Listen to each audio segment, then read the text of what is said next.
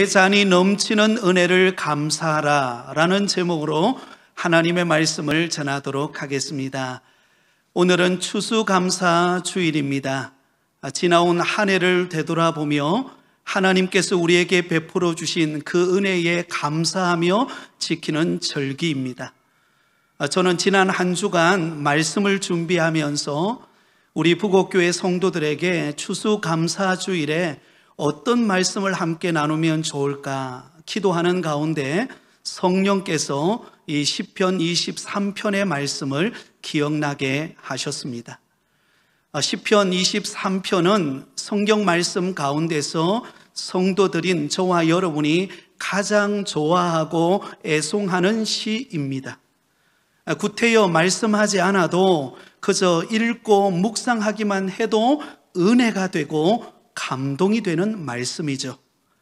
그래서 성경학자 마이어라고 하는 사람은 시편 23편에 대하여 이런 말을 했습니다. 시편 23편은 사막의 오아시스이며 험한 등산길에 있는 휴게소이고 타는 듯한 한낮의 시원한 동굴이며 신성한 묵상을 할 수 있는 처소요, 성경의 성전 가운데 가장 거룩한 지성소이다. 여러분, 그만큼 우리에게 은혜가 되고 감동이 되는 그런 말씀이라는 것입니다. 저는 개인적으로 항상 길을 걸어갈 때나 아니면 기도해야 할 때나 또 다급한 일을 만났을 때 늘 묵상하고 암송하며 마음의 평안을 찾는 성경 말씀이 있다면 바로 시편 23편입니다. 여러분, 시편 23편은 우리가 잘 아는 것처럼 다윗이 지은 시입니다. 다윗이 자신의 지나온 인생을 결산하면서 하나님 앞에 감사하며 드렸던 시가 시편 23편입니다. 자, 여러분, 오늘 본문의 시작 첫 구절은 어떻게 시작되고 있습니까? 우리 1절 말씀을 우리 한번 암송해 볼까요? 여호와는 나의 목자시니 내게 부족함이 없으리로다. 여러분, 다윗은 하나님과 우리와의 관계를 목자와 양과의 관계로 비유하고 있습니다.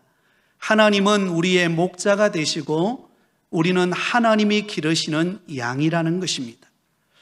여러분, 양들은 어떨까요? 양들에게는 특징이 있습니다. 여러분, 양은 수많은 동물들 중에서 가장 연약하고 미련한 동물이라고 말할 수 있습니다.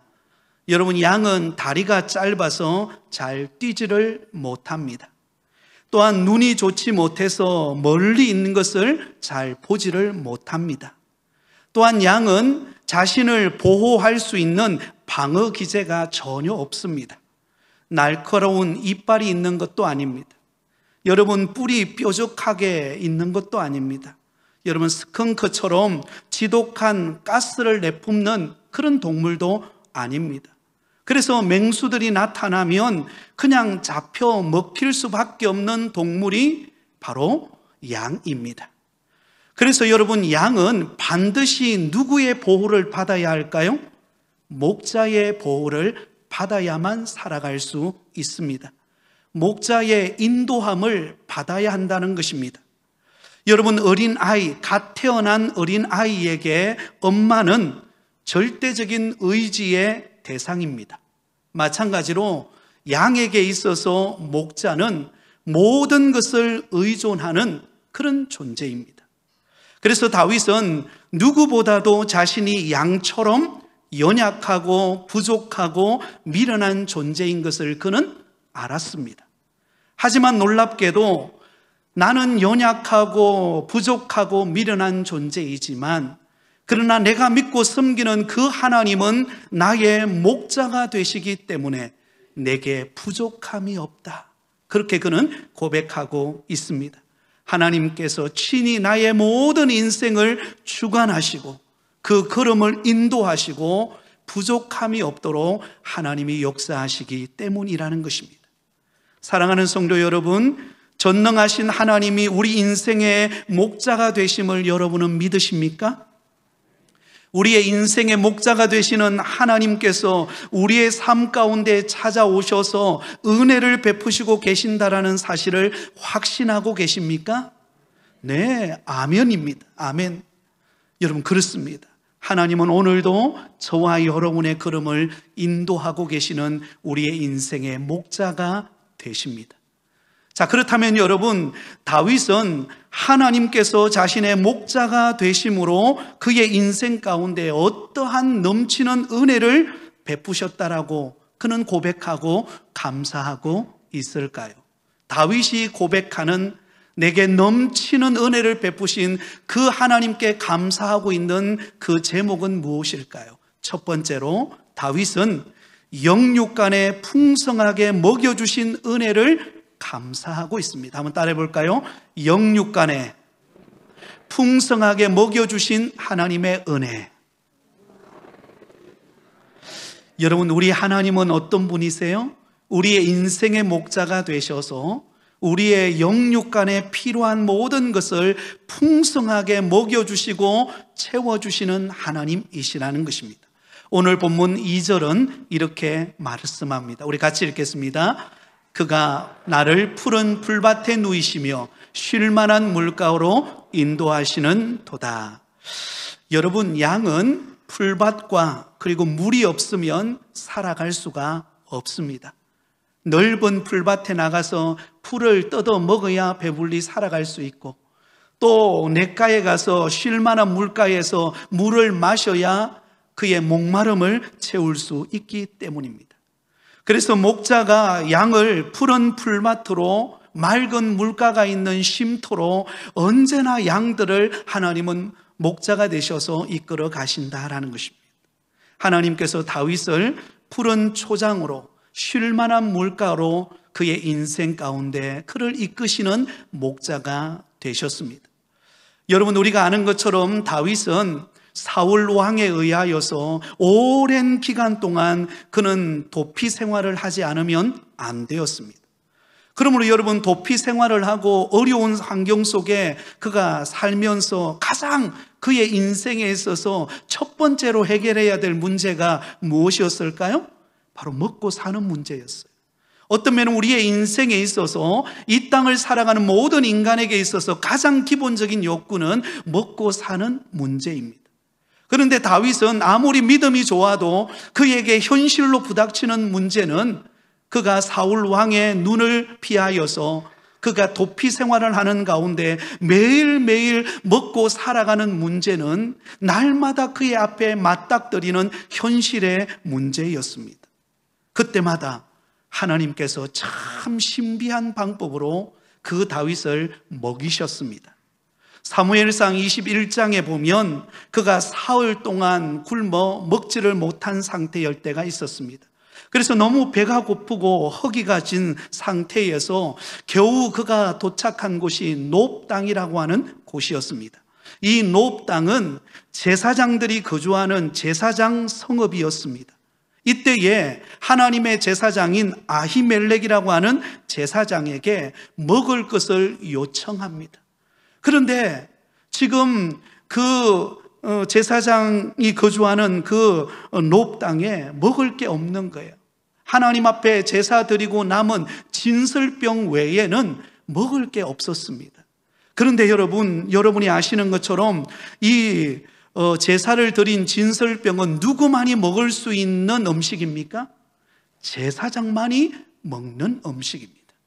그런데 여러분, 배고파서 굶주려 있는 그 다윗에게 제사장 아히멜렉은 그가 제사 드리고 가지고 나왔던 그 진설병을 다윗에게 줌으로 인해 그 배고픔을 해결합니다. 그의 육신의 연약함, 그 양식이 공급되어지는 은혜를 입게 되었습니다. 사무엘하 17장에 가보면은 그의 아들 압살롬의 반역으로 인하여서 그가 도망자의 신세가 될 때가 있었습니다. 그래서 그가 마하나임이라고 하는 곳에 도착하게 되었을 때 그때 또한 그는 심히 시장하고 곤고하고 목이 말랐습니다. 그런데 놀랍게도 바로 그때 하나님께서 바르실레라고 하는 사람을 통해서 다윗에게 필요한 먹을 것을 공급합니다. 밀과 보리와 밀가루, 볶은 곡식, 그리고 콩, 팥, 여러 가지 음식을 다윗에게 제공해 주므로 그 배고픔의 어려움을 극복합니다.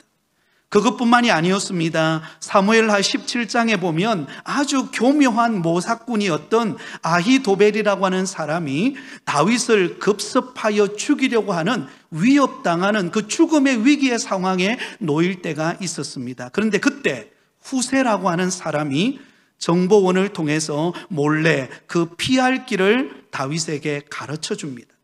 또한 이름 없는 한 여인이 다윗을 숨어있는 우물 위를 덮고 그 위에 곡식을 널어서 자객들이 눈치를 채지 못하도록 피해가도록 은혜를 베풀어 줍니다.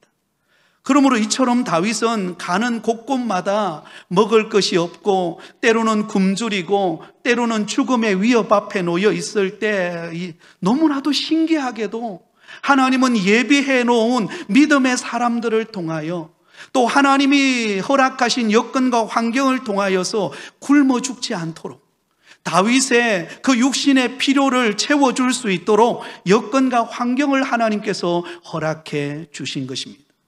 사랑하는 여러분, 한번 생각해 보세요. 다윗이 아무리 골리앗을 무너뜨린 용장이라 할지라도 며칠을 굶었다고 여러분 생각해 보십시오. 또한 끊임없는 수많은 사람들이 다윗을 죽이기 위하여 혈안이 되어 있다고 생각해 보세요. 무슨 죄조로 살아남겠습니까? 먹을 것이 부족하죠. 때로는 죽음의 공포 가운데 있죠. 상식적으로 계산해 보면요, 다윗은 어떤 면에 보면 독 안에 든 쥐와 같은 신세였습니다. 그런데 다윗이 섬기는 하나님이 다윗의 목자가 되십니다. 목자가 되시는 하나님께서 다윗을 그런 고통과 어려움의 환경 속에서 푸른 풀밭으로, 쉴만한 물가로 하나님께서 그를 인도해 가십니다. 때를 따라 돕는 은혜를 베풀어서 다윗이 굶지 않도록, 다윗이 죽음의 위기 가운데 하나님이 그를 건져주심으로 다윗이 주님을 찬양하며 노래하고 있는 것입니다. 그가 나를 푸른 풀밭에 누이시며 쉴만한 물가로 인도하시는 도다. 사랑하는 성도 여러분, 우리 자신을 한번 가만히 한번 되돌아보시기를 바랍니다. 우리가 때로는 살아가면서 육신적으로 여러 가지 환경 속에서 어려움을 겪고 궁핍함을 겪고 힘든 여건 속에서 아마 2022년 지금까지 살아오면서 여러분들이 그런 어려움을 겪으며 살아오신 분들이 많을 것입니다.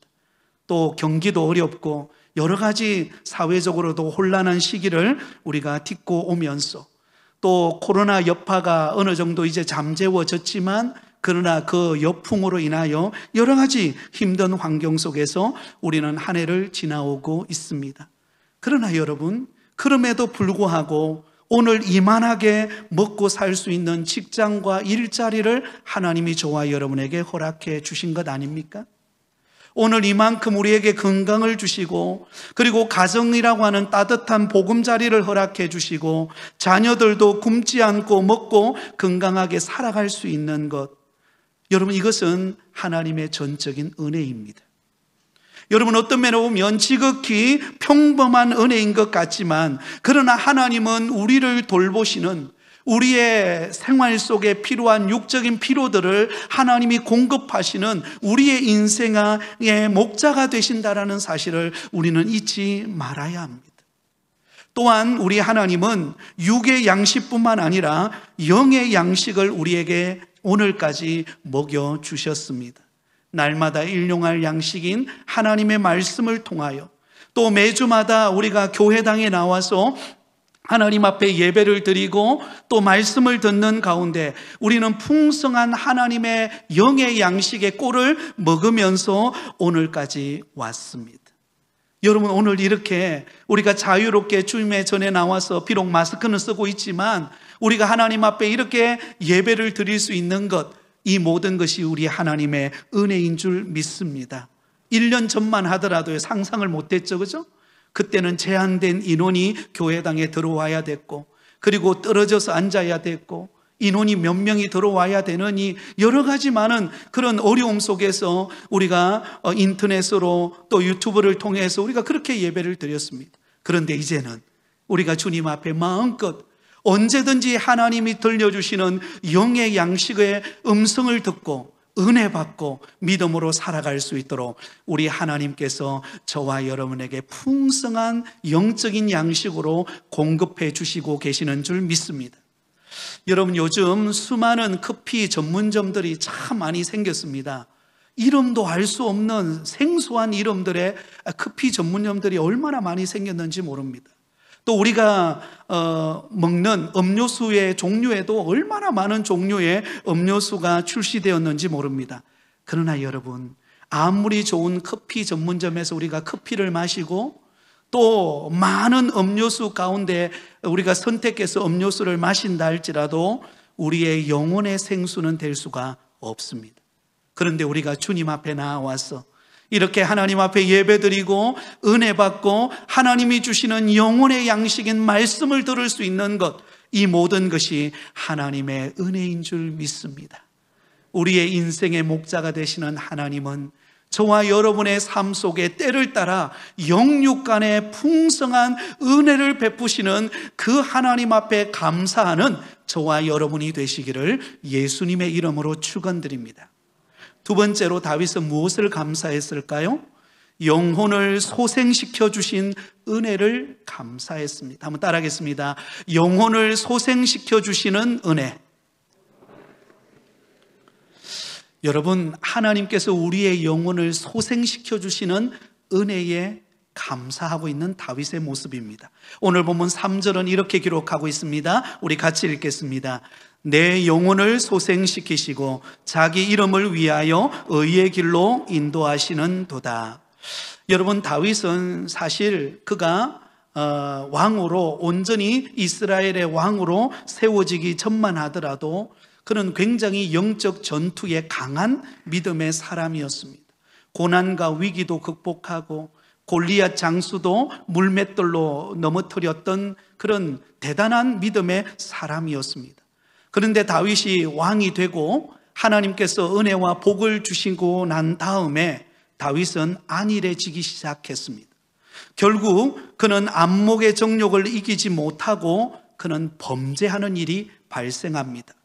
저와 여러분이 잘 아는 것처럼 다윗은 안타깝게도 우리아의 아내 밧세바가 목욕하는 장면을 보고 그 밧세바를 취하여서 간음죄를 범하게 됩니다. 그리고는 그의 남편 우리아를 최전방 전쟁터로 보내어서 죽이는 살인자까지 되었습니다. 그럼에도 불구하고 아무 일이 없었다는 듯이 그는 그 죄를 감추고 그는 살았습니다. 하지만 다른 사람은 그가 지은 죄를 몰랐지만 불꽃 같은 눈동자로 바라보고 계시는 하나님은 알고 계셨습니다. 죄를 숨긴 일로 인하여 여러분, 다윗은 그때부터 양심의 소리와 영적으로 하나님이 성령께서 들려주시는 그 근심하는 소리를 듣고 그는 고통을 겪습니다. 시편 32편 4절에 보면 그가 겪는 죄로 인한 고통을 이렇게 토로하고 있습니다. 주의 손이 주야로 나를 누르시오니 내 진액이 빠져서 여름 가뭄에 마름같이 되었나이다. 여러분, 다윗이 겪는 그 죄로 인한 그의 마음의 그 뼈저린 고통은 내 진액이 빠져서 여름 가뭄에 마름같이 되었다는 것입니다. 여러분, 여름에 가뭄이 오면은요, 농촌에 가보면 벼들이 여러분 말라집니다. 그리고는 그 땅이 쩍쩍 갈라지면서 굉장히 그 땅에 어려움을 겪는 것을 보게 됩니다. 죄로 말미암아 그 위대했던 다윗도 하나님 앞에 범죄함으로 말미암아 여름 가뭄에 비가 내리지 않는 그런 가뭄의 마름과 같이 그의 영혼이 쩍쩍 갈라지는 고통과 절망 가운데 그가 놓여 있었습니다. 오늘 본문인 시편 23편 바로 앞에 나오는 시편 22편 1절에 보면 그는 또한 이렇게 토로하고 있습니다. 우리 같이 읽겠습니다. 내 하나님이여, 내 하나님이여, 어찌 나를 버리셨나이까? 어찌 나를 멀리하여 돕지 아니하시오며 내 신음소리를 듣지 아니하시나이까? 여러분, 죄로 인한 고통이 얼마나 비참한가를 그는 고백하고 있는 것입니다. 하나님이요, 나의 하나님이요, 어찌하여 나를 버리셨나이까? 죄로 인한 고통으로 인하여서 마치 하나님이 자기를 버린 것처럼, 하나님이 나를 멀리하는 것처럼, 아니 하나님이 아예 얼굴조차 보지 않는 것처럼 느껴지는 고통을 겪습니다. 그러다가 나단 선지자의 책망 어린 지적을 통하여 그는 회개하고 하나님께로 돌이킵니다. 철저한 회개를 통하여 하나님께로 돌아옵니다. 그때 하나님이 그 다윗의 영혼을 소생시킵니다. 그 무너졌던 영적인 신앙, 그의 메말라버렸던 심령의 그 고통과 절망으로부터 하나님이 그를 회복시켜 주시는, 건지시는 은혜를 허락합니다. 그러면서 다윗은 그 놀라운 사죄의 은총으로 인하여 그의 영혼이 소성함을 얻었을 때 그는 이렇게 고백합니다. 시편 32편 1절 2절 우리 같이 읽겠습니다. 허물의 사함을 받고 자신의 죄가 가려진 자는 복이 있도다. 마음에 간사함이 없고 여호와께 정죄를 당하지 아니하는 자는 복이 있도다. 할렐루야.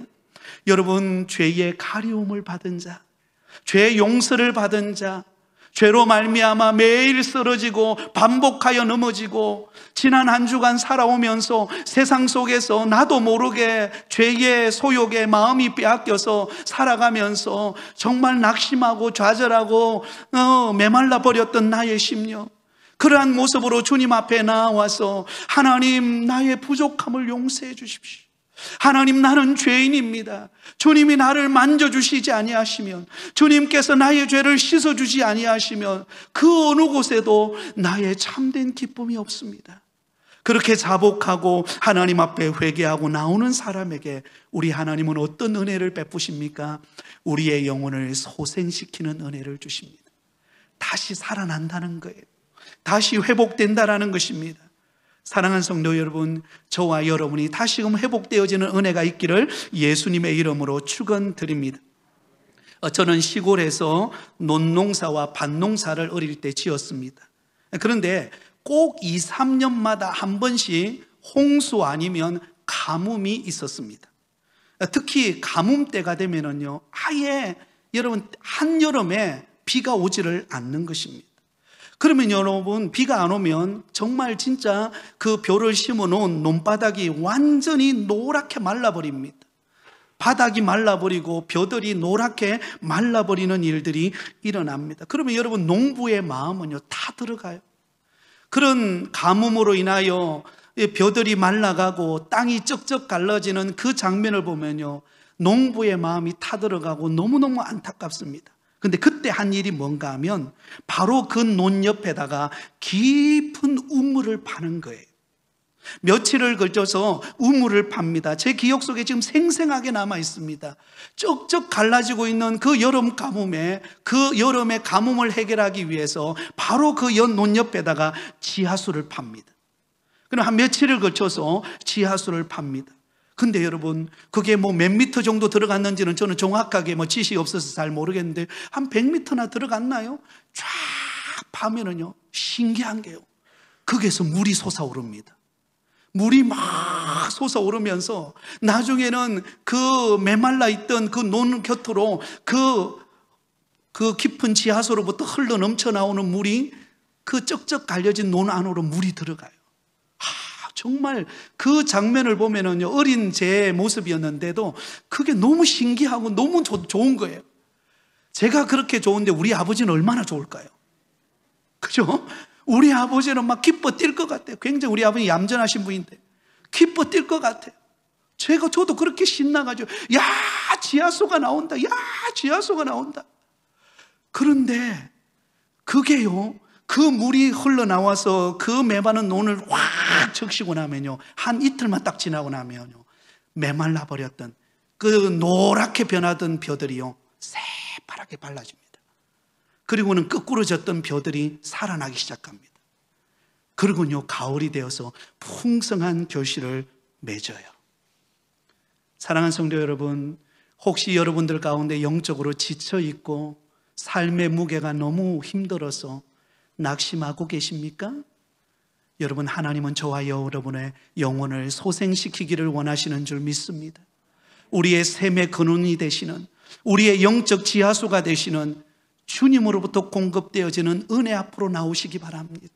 은혜의 보좌 앞으로 나와서 주님, 내게 은혜가 필요합니다. 주님, 나의 영혼이 소성되기를 원합니다. 모든 염려와 근심으로부터 자유하고 주님 안에 참된 기쁨을 누리기를 원합니다. 주님, 나를 새롭게 하여 주시옵소서. 그럴 때 주님은 이렇게 말씀하십니다. 이사야서 43장 1절에서 3절까지 우리 같이 한번 읽겠습니다. 이사야서 43장 1절에 3절입니다. 시작. 야곱아, 너를 창조하신 여호와께서 지금 말씀하시느니라. 이스라엘아, 너를 지으신 이가 말씀하시느니라. 너는 두려워하지 말라. 내가 너를 구속하였고 내가 너를 지명하여 불렀나니 너는 내 것이라. 내가 물 가운데로 지날 때에 내가 너와 함께 할 것이라.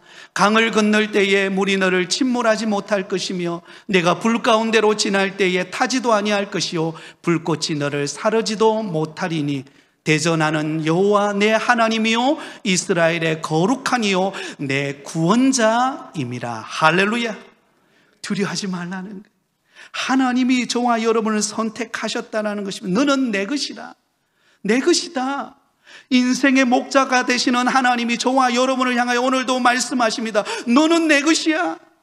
누구도 너를 해할 자가 없어. 하나님이 우리를 붙들고 계십니다.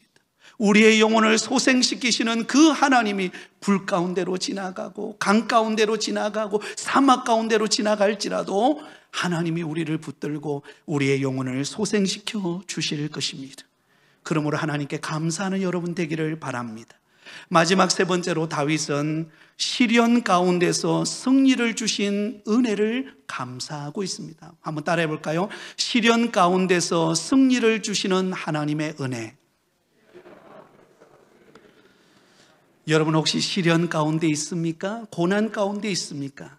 하나님은, 우리의 인생의 목자가 되시는 하나님은 반드시 우리에게 승리를 주시는 분이십니다. 오늘 본문 4절을 우리 같이 읽겠습니다. 내가 사망의 음침한 골짜기로 다닐지라도 해를 두려워하지 않을 것은 주께서 나와 함께 하심이라. 주의 지팡이와 막대기가 나를 안위하시나이다. 여러분, 다윗은 15살 때에 사무엘을 통해서 왕으로 기름 부음을 받았습니다. 얼떨결에 기름 부음을 받았죠. 그러나 실제로 다윗이 이스라엘의 왕이 될 때에 그의 나이는 37살 때 왕이 됩니다. 그러면 그가 왕이 되기까지 그가 22년이라는 세월 동안 그는 왕이 되는 훈련을 받습니다. 하나님께서 진정한 이스라엘의 왕으로서 그를 연단하고 그를 훈련하는 기간이 22년이 걸립니다. 그런데 다윗에게 있어서 22년이라는 기간은 어떤 기간이었어요? 마치 사망의 음침한 골짜기로 다니는 것과 같은 기간이었습니다. 여러분, 다윗은 순간순간 전쟁에서 승리하고 많은 사람들로부터 인정과 칭찬을 받을 때가 있었지만, 그러나 대부분의 시간은요, 사울 왕에게 쫓기고 도피 생활을 하고 피난을 가고 이방 땅에 가서 때로는 죽음의 위협 앞에서 침을 질질 흘리는 바보 행세를 하고 정말 너무나 초라한 인생의 삶을 다윗은 살아갑니다. 그래서 다윗이 지은 시편, 다윗이 시편을 75편 정도 지었는데요, 그 중에 다윗이 원수라고 하는 단어가 82번이 나옵니다. 그러니까 다윗의 22년간의 그 왕이 되기까지의 그의 생활 속에는 끊임없이 다윗을 넘어뜨리고 죽이려고 하는 수많은 원수들이 그들 앞에 있었다는 것입니다. 시편 7편 5절 상반절에 보면 이렇게 말합니다. 원수가 나의 영혼을 쫓아잡아 내 생명을 땅에 짓밟게 하고, 시편 27편 2절 상반절에 이렇게 말합니다. 악인들이 내 살을 먹으려고 내게로 왔으나. 여러분, 다윗 주변의 사방에서 다윗을 죽이려 하고 다윗을 넘어뜨리려고 하고 다윗을 완전히 일어서지 못하도록 온갖 핍박과 고난이 그에게 있었습니다. 여러분, 우리는 다윗이 골리앗 장수를 넘어뜨린 그 용맹한 장면만 우리는 상상하지만요, 다윗은 어떤 면에 보면은 그 순간은 한순간이었고 22년이라는 시간 동안에는 정말 사망의 엄침한 골짜기로 다니가는 것과 같은 그런 고통과 위협 앞에 있었습니다. 그래서 그는 여러분 사울 앞에서 먼 발치에서 사울 왕에게 이렇게 하소연합니다. 사무엘상 26장 20절 하반절에 보면 이렇게 기록하고 있습니다. 이스라엘 왕이 한 벼룩을 수색하려 나오셨음이니이다. 여러분 수많은 대적들의 손에 사울 왕이 여러분 다윗을 죽이기 위해 수많은 그런 군사들을 이끌고 다윗을 죽이려고 할 때 다윗은 스스로를 뭐라고 봤어요? 나는 벼룩에 지나지 않는다. 아마 우리 어르신들을 보면 옛날에 벼룩을 보신 적이 있을 것입니다. 여러분 벼룩은 손톱으로 꾹 눌리면요 죽는 그런 아주 작은 하얗게 생긴 그런 거 아닙니까? 내 신세가 벼룩과 같은 신세다. 그만큼 다윗은 사망의 엄침한 골짜기에서 고통을 겪었습니다. 그런데 여러분 놀랍죠? 그런 죽음의 위기가 끊임없이 그의 앞에 있었지만 인생의 목자가 되시는 하나님은 그 고난과 시련 속에서 다윗을 붙잡아 주셨다라는 것입니다. 4절을 다시 볼까요? 내가 사망의 엄침한 골짜기로 다닐지라도 해를 두려워하지 않을 것은 주께서 나와 함께 하심이라. 주의 지팡이와 막대기가 나를 안위하시나이다. 사랑하는 여러분, 위로를 얻으시기 바랍니다. 우리가 고난받고 시련당하는 그곳에 우리 주님이 함께 계십니다. 그리고 그 주님이 지팡이와 막대기가 되어서 우리를 보호하시고 우리의 걸음을 인도해 주십니다. 뿐만 아니라 5절은 이렇게 고백합니다. 우리 5절을 같이 읽겠습니다. 시작. 주께서 내 원수의 목전에서 내게 상을 차려주시고 기름을 내 머리에 부으셨으니 내 잔이 넘치나이다. 할렐루야. 여러분 수많은 죽음의 위기와 또 온갖 사망의 엄침한 골짜기를 걸어가는 다윗의 인생 앞에 그는 무너질 것 같고 그는 죽을 것 같고 이제 모든 게 끝나고 이제는 더 이상 희망이 안 보이는 상황일 것 같았지만 그 가운데서 하나님은 내 원수의 목전에서 내게 상을 차려주시고 다시 말하면 극적인 승리를 주신다는 것입니다. 역전하는 은혜를 주신다는 것입니다. 왜 그렇습니까? 목자 되시는 하나님이 다윗과 함께 하셨기 때문입니다. 안 될 것 같고 없는 것 같고 다 무너진 것 같은데 하나님은 그곳에서 솟아날 길을 여시고 그곳에서 꽃이 피고 열매를 맺게 하시고 사람을 붙이시고 여건과 환경을 여시는 우리 하나님이 함께 하셨다는 것입니다. 그래서 다윗은 이렇게 고백합니다. 내 잔이 넘치나이다. 한번 따라해 볼까요? 내 잔이 넘치나이다. 할렐루야. 여러분 하나님이 우리와 함께 하심으로 우리의 잔이 지금 넘치고 있습니다. 여러분 믿음의 눈을 들어보시기 바랍니다. 하나님이 우리의 삶 가운데 때를 따라 돕는 은혜로 넘치는 은혜를 부어주고 계십니다. 시편 23편 1절을 시작할 때는 내게 부족함이 없으리로다 하고 시작했습니다. 그런데 하반부에 오면은 내 잔이 넘치나이다. 그것으로 끝나지 않죠? 마지막 6절을 읽고 마무리하겠습니다. 6절 믿음으로 같이 고백하겠습니다. 시작. 내 평생의 선하심과 인자하심이 반드시 나를 따르리니 내가 여호와의 집에 영원히 살리로다. 할렐루야. 여러분의 일평생 동안 하나님의 선하심과 인자하심이 함께 할 것입니다. 그래서 우리는 장차 천국에 들어가서 영원히 주님과 함께 영생복락을 누리며 주님 안에 감사하며 기쁨으로 영원히 살 것입니다. 그러므로 여러분 오늘 현재의 고난 앞에 주저앉지 않기를 바랍니다.